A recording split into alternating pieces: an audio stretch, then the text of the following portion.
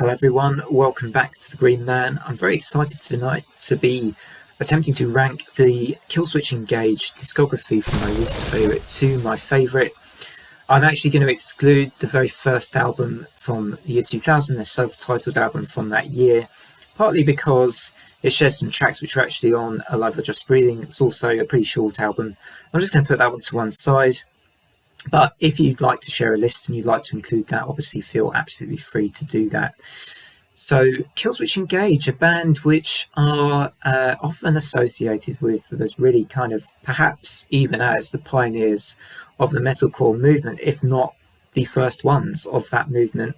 And, you know, they're very sort of, their sound is now pretty well established that if you listen to a Killswitch song, it won't take you long, perhaps just a second, to figure out that it's a Killswitch Engage song. I think they have a really signature sound and style to them. They were inspired, I think, a lot by the 1990s Melodeath acts, some of those bands which I've talked about in other videos. And I think really that you can hear that influence in Killswitch's music. It's one reason of a number of reasons why I love Killswitch Engage, because I can hear that Melodeath influence in their music. Killswitch also, I think, have enjoyed some commercial success over the years, particularly in the 2000s. They kind of rode off the back of the big new metal craze that there was in the late 90s and early 2000s, and presented something that felt a little bit different at that time. And I, for one, remember it was a bit like, I guess, can call it love at first listen. I remember watching My Last Serenade on Kerrang, and I just knew I was going to love this band from probably that song to date, I would say. So I'm going to crack on with my list with number 7, and my first pick, which is going to be my least favourite, I'm afraid, is the self-titled Killswitch album from 2009. I never really got into this album properly. It never really hooked me in. There were good Howard moments, you know, he's such a great vocalist. You can just listen to a song, I think, with Howard singing on it. And his vocals shine each time, even if the song itself isn't that great. I think there's so much emotion and raw power in Howard Jones's voice that it always comes through, even if the song itself is a little bit lacking in variety. I thought in this album there was perhaps a bit of that going on. There wasn't a huge amount for me to draw into and to be excited about. But it had a couple of cool moments, and I think tracks like Starting Over were sort of, you know, the kind of nice tracks you might want to listen to on a rainy day or something. I didn't feel like this was a particularly bad album, but it was one that, for me, out of all their discography, feels like, for me, a pretty obvious choice. But other people might put this a bit higher up in their lists, which is absolutely fine and fair enough. Number 6, I'm going to move on to number 6, and this is Atonement, their latest release from a couple of years ago.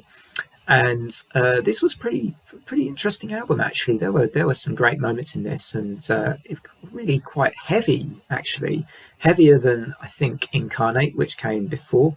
It felt kind of like they were really sort of packing in the heavy riffs with this album, demonstrated by tracks like Ravenous, but it was also mixed with some of the Killswitch's much softer side as well. And I kind of got a feeling in this album like they were certainly really trying to bring a new kind of slightly, although it was definitely Killswitch you're listening to, they were bringing a few new elements in, but it didn't always feel like this album was an easy, coherent listen as such.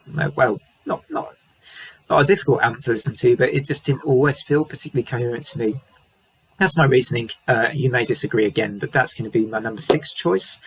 Number 5 on my list is Incarnate, and a bit of a mixed bag for me, this album, actually, because I think it's worth a listen if you're a Killswitch fan, or if you're a casual Killswitch fan that, you know, knows of Killswitch and enjoyed a couple of their old albums but haven't bothered to check out their recent stuff. I would actually recommend listening to Incarnate, because I think it's got enough gems on this album to enjoy listening to it from start to finish. And I am just going to read off from the track list the tracks I really enjoy from this album. I think I would say Hate by Design, which was a single. I really like Until the Day, It Falls on Me. The Great Deceit's pretty cool. I think this album just has, whilst it's very familiar Killswitch. It feels familiar, Killswitch. It does have just some really good songs on that champion why that Killswitch sound works pretty well. Moving on to number 4, which I actually think I have near me on CD, as it happens. I have it here, and it is As Daylight Dies. An album which I really loved when this album came out. Some amazing hooks, and it's the hooks I think of on tracks like My Curse, Eye of the Storm, Reject Yourself, all those kind of tracks. An album I really like and like to go back to actually as well. But for me, if I have to justify the placement of this album for any reason at all, it's number 4 and not a bit higher up than that. I think it's just for me that the other 3 albums that I've chosen are just fantastic, phenomenal Killswitch albums. And just for me, As Daylight Dies, as good a hooks as it has in that album, I just feel like the magic moments for me on the 3 I'm about to share with you are just that tiny bit better, just that tiny bit better. Again, all subjective, so you are welcome to disagree with me. Excuse me if I get my voice back. Right, so number 3 I'm going to choose as Disarm the Descent, the sort of comeback album when Jesse Leach returned to the band. And what an incredible album this is, actually. It's really, really good. And, it's made it to number 3 on my list. This was released in 2013. And I think it shows the strength of Jesse's growls and screams alongside his cleaner vocals. I think it really showcases his ability as a vocalist, as well as obviously the sort of signature stuff of the band with the fantastic drumming and the very recognisable Adam D riffing that you get in so many Killswitch songs. The guy, I think, is a bit of a riff genius, actually, and deserves kind of mentioning in sort of, great guitarists category. I think he just has a phenomenal talent with his riffing. And I am going to, I was just trying to find the album because I've got Disarmed the Descent right here. And it has one of my all-time favourite Killswitch songs on, which is Beyond the Flames. The second track on that album is a cracker, a great starter, or an early track in the album, I should say. And that leaves us to number 2, and my number 2 choice. Now we get to 2 fantastic albums, actually. And before I share this, I just want to say I find this so difficult to decide. These 2 albums are both fantastic, pretty much equally so. They're both, one is a Jesse album, the other's a Howard album, but both of them are, to me, pretty much equally good. There's hardly anything between them, but I'm not going to sell out and put them joint top. I am going to pick one as my top choice, so I don't disappoint you guys. And at number 2 is going to be Alive or Just Breathing. Now, this is a classic album. I mean, this is the album that got Killswitch right on the scene. My Last Serenade, as I mentioned earlier on Kerrang, when I saw that, it was just, let's say life-changing, but it was kind of just amazing. I haven't forgotten that first viewing of that song. But Alive or Just Breathing is much more than just that track, My Last Serenade. This is consistently excellent all the way through this album. Tracks like Vida Infra, The Element of One is just one of the most beautiful songs that Killswitch have ever done, with a bridge section that I remember just, just completely being floored by that section of that song. So The Element of One, classic Killswitch track.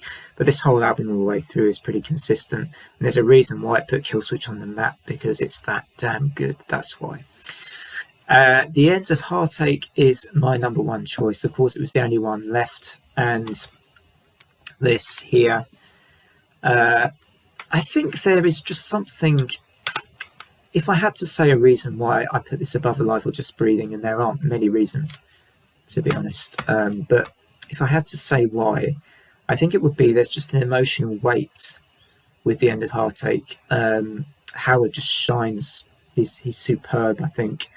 The bands are on top form. This was when Killswitch had emerged on the scene. Third album, they're going to smash it, and they certainly delivered on every front with this album. It has the End of Heartache on, and actually there's something.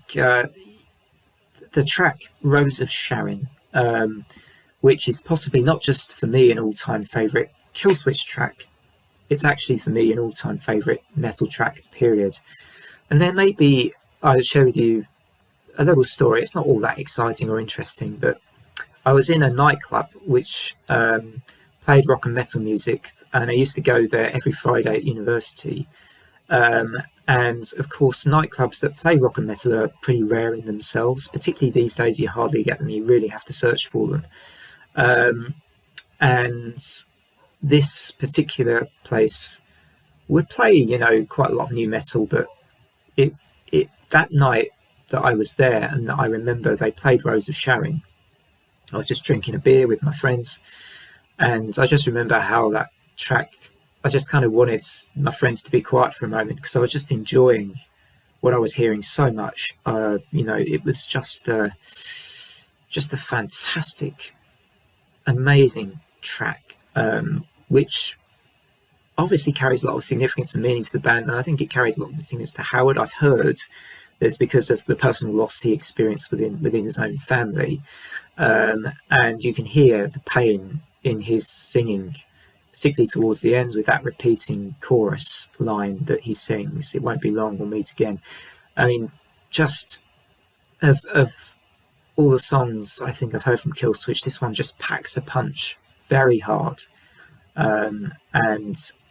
Actually a bit like the End of Heartache kind of does as well, but there's something about Rose of Sharon, and I think it's the fact it's that night I heard that track, and I've never forgotten that moment I heard the track and that it crushed me. I've just never forgotten it.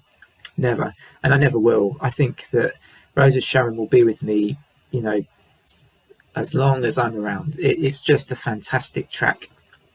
And for that reason, I think actually it might be the song that has edged it just slightly ahead of Alive or Just Breathing, which I love.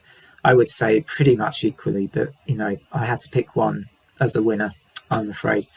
And I went with The End of Heartache. Anyway, I hope you really enjoyed this video, or at least found it kind of, if you're a metalhead, you can sort of compare notes. Would you have put these in the same order? Would you have had a completely different order? Would you have put Atonement at number 1, for instance? How would you have rated these albums yourself?